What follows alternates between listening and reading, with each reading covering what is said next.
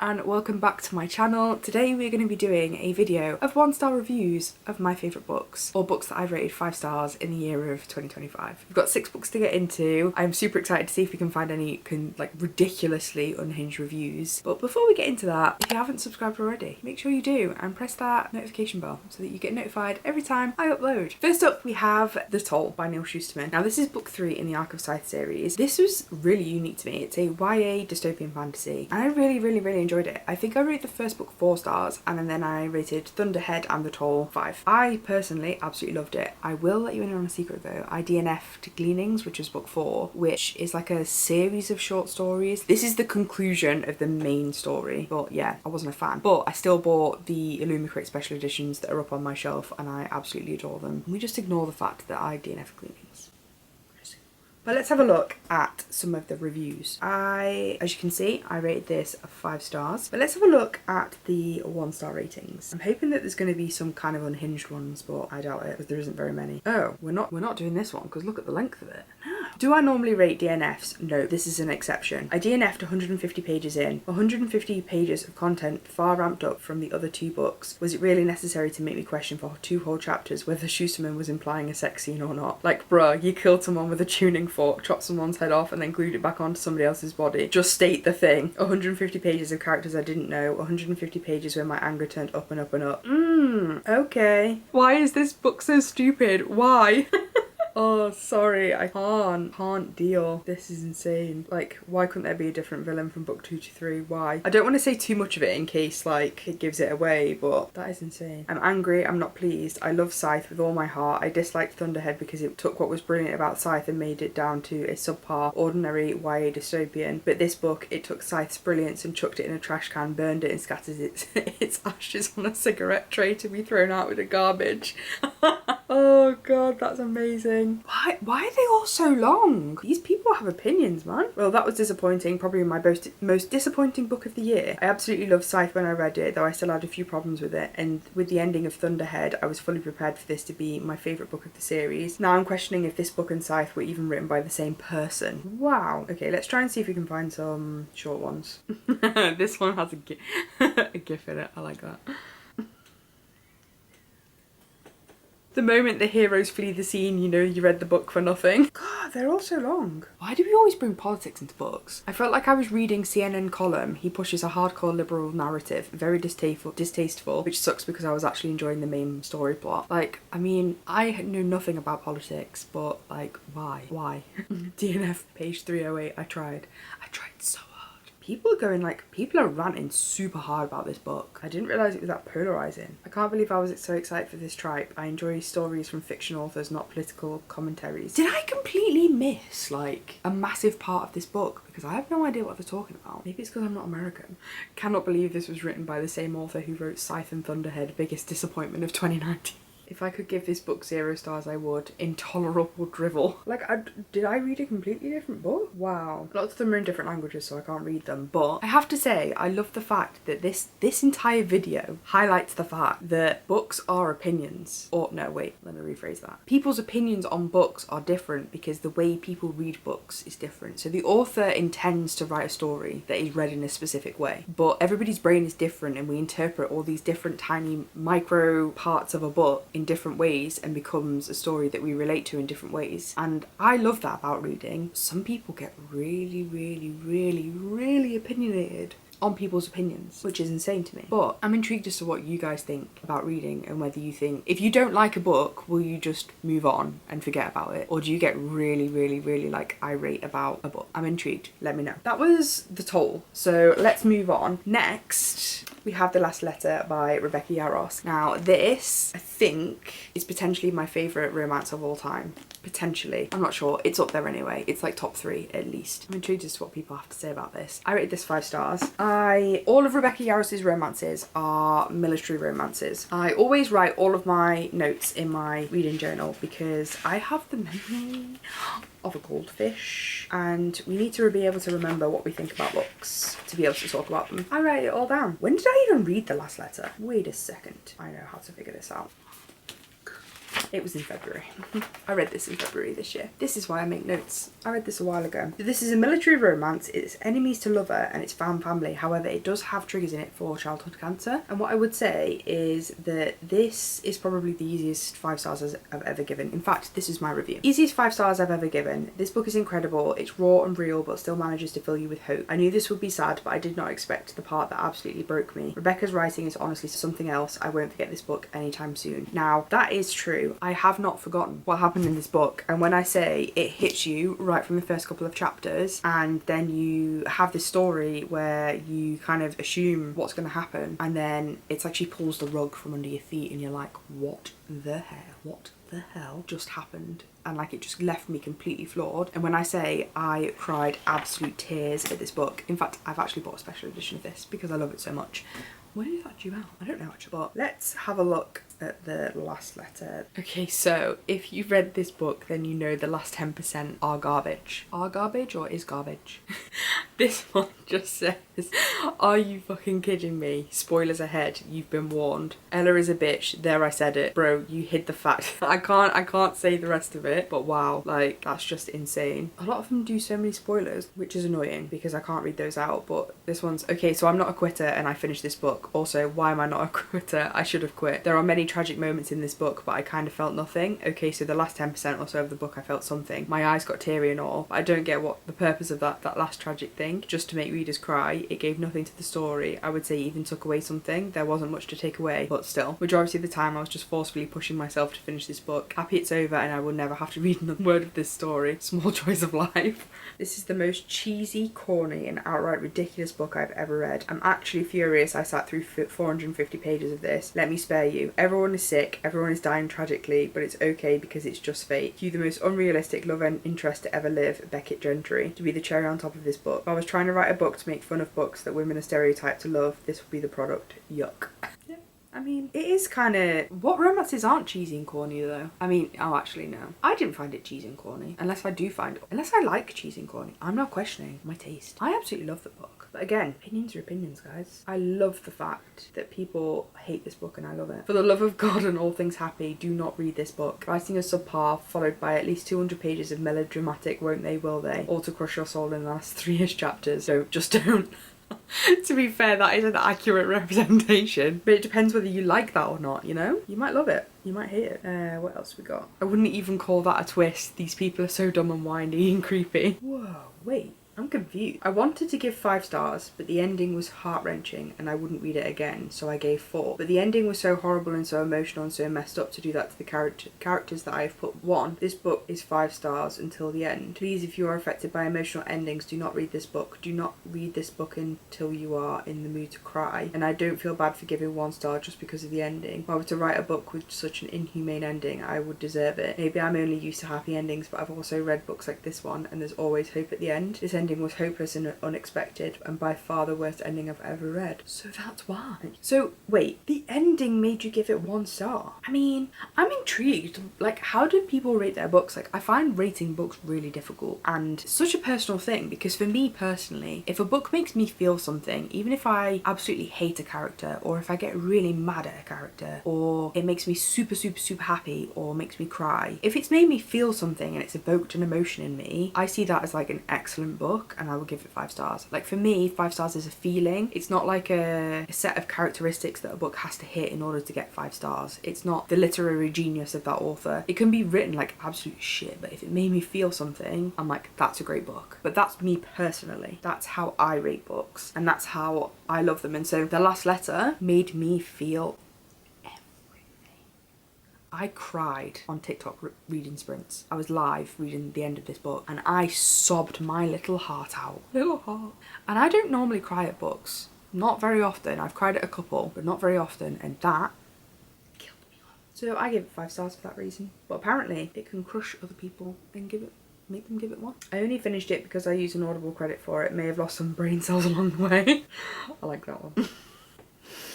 Probably one of the worst books I've ever read. I saw another review that indicated that the author must have a checklist of tragedies and cliches to include, and let me tell you, she checked every one of those boxes. This felt so contrived and forced. By the time the final tragedy rolled round, I just rolled my eyes. I did not cry, I did not care. Okay. The best thing I can say about this book is that it's over. And then there's a comment as well that says, the best thing I can say is that it's a book and books can be dumped in a park trash can or tossed off a cliff or sold for 10 pence to be used to a used bookstore owner who says, oh my god, not that garbage, I have 8 copies already. This one. I love this one. Don't look at me, I read this years ago. I haven't gone back and rated everything that I read years ago that I put in. I just put it in. This one. Yikes. This book will rip your heart out and will make you cry, but it's also not even a good book or well written, so I felt like it just wasn't even worth it. Now I'm just mad and sad. The Notebook meets Dear John, but adding more depressing content. Nope, nope. What a day. What a day. We're going to move into the next book. Sky Shade by Alex Aster. This is the 3rd book in the Lightlark series. This, I think, was possibly my favourite book in the series so far. This and the first one were tied for me. Let's have a look at my review and then we will look at the 1 stars. So, oh, I remember the end of this book. What am I supposed to do now? I need the next book ASAP. I cannot believe that ending. The genius behind the plot in this book. I'm also smack bang in the middle of the triangle and want both relationships to work out. I became so much more invested in Grimm and Isla in this book, but I still love Oro too. I cannot wait for the next installment. This book has a love triangle in it, and that is a big plot point to this book. I really like the concept of this. It's a YA fantasy, and there is an island called Lightlark that appears every 100 years for, I think it's 100 days, and there are the rulers of the 6 kingdoms have to come together to try and break the curse of Lightlark so that it no longer does its disappearing act. And that was kind of like the premise of the series. That's like the first book, and it's really good. There is, yeah, it's very clear there is a love triangle in this book, in this series, and the author has done a really good job of kind of writing that triangle to a point where you're like, I don't know who won. So yeah, there is another installment of this book, this series, coming out at the end of this year called Grimm and Oro, which is like the 2 main male characters with some of their point of views with stuff that's happened of the series so far. And then I think after that, the next book to come out is actually the next installment to the series. So I'm super annoyed that we have to wait like 2 books to get to the next part of this story. But I absolutely loved it. It was really good. But let's see what some other people have said. 1-star reviews. Alex Aster has said herself she can't picture things in her head when reading and writing, and this book proves that 100%, except the fact that this book proofs that 10,000%. I mean, it's not funny, but someone's commented saying I couldn't understand a thing that was happening, thought I had a stroke. When you read closely between the lines, this is actually a masterful depiction of an editor slowly losing their mind and giving up. I don't notice all of these things. Like, someone's commented saying if I have to read one more incomplete sentence with less than 5 words, I might go insane. I like a short, snappy sentence. This just says, I hope Grimm dies. Mean. Evidently, the plot and character development in this series only appear once every 100. Okay, that is amazing. She could either save the world or end it. Dear gods, please end it. Honestly, some of these are amazing. Ooh. DNF at 3% after I learned this is not the last book. Such an obvious money grab makes me mad. This story isn't even good enough to drag out even more. Bye. Bye. Isla is a thirsty little hoe and I hate. I wanted to give it 0 stars, but that's not possible, so I gave it 1. It's called just not leaving a star rating. I really need to think about this journey right now. Another 1 word. Yikes. It seems to be a common review. Alex, please stop playing in my face. So many people have called it a dumpster fire. That's like a really American thing, isn't it? We don't say that here. That's like the 3rd person to call it a dumpster fire.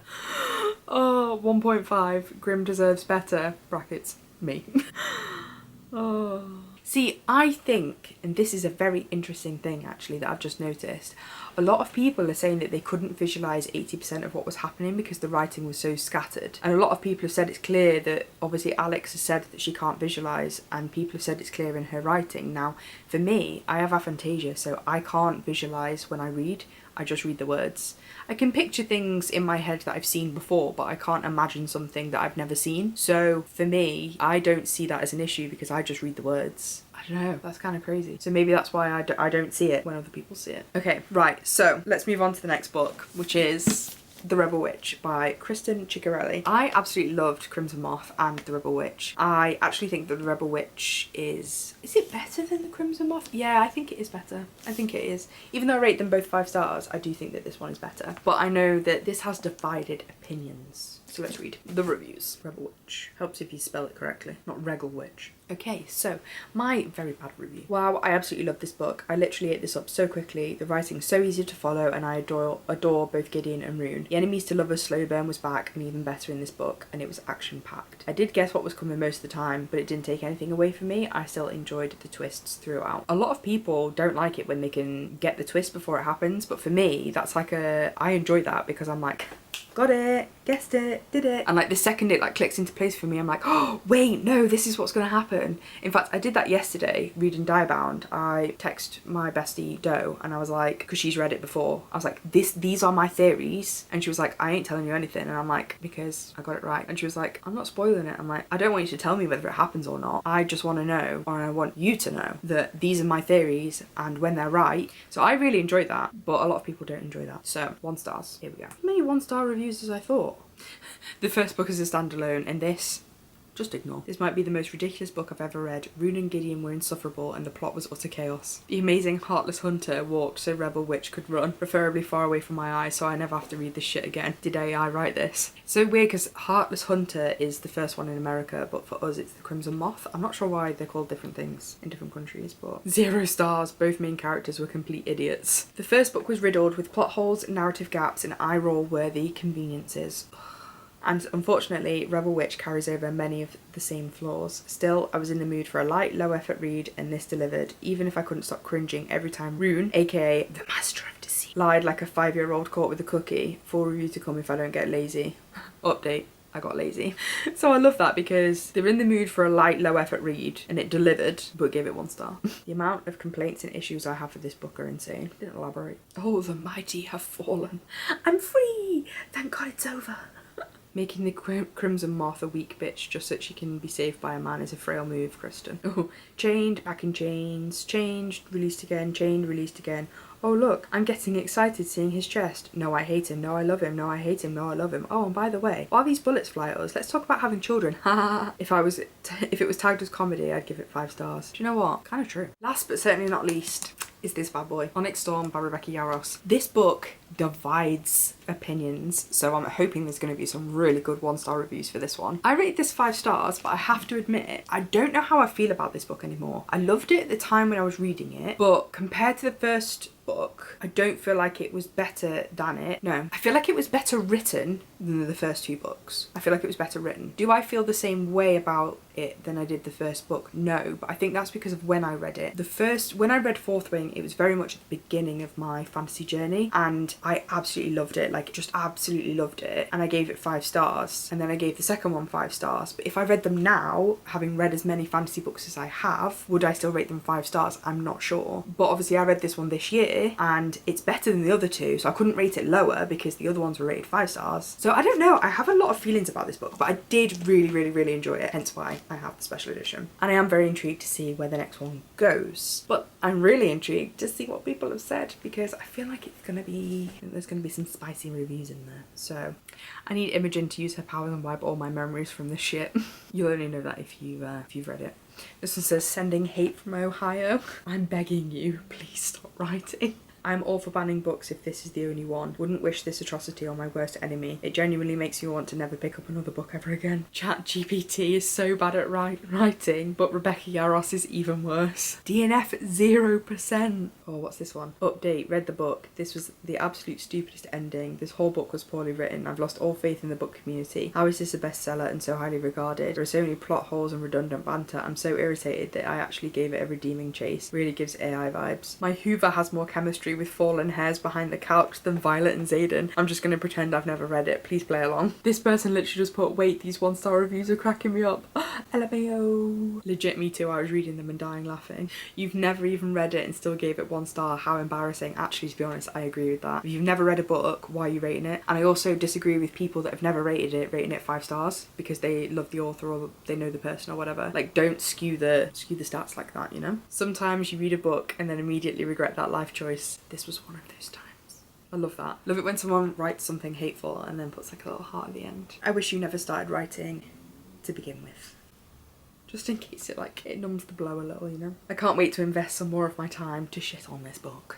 This book feels like someone is trying to describe the colour brown to me for 500 pages. DNF'd after reading the cover. Do you know what? Some people should be published just based on their 1-star reviews. The only good thing about this book is that it ends.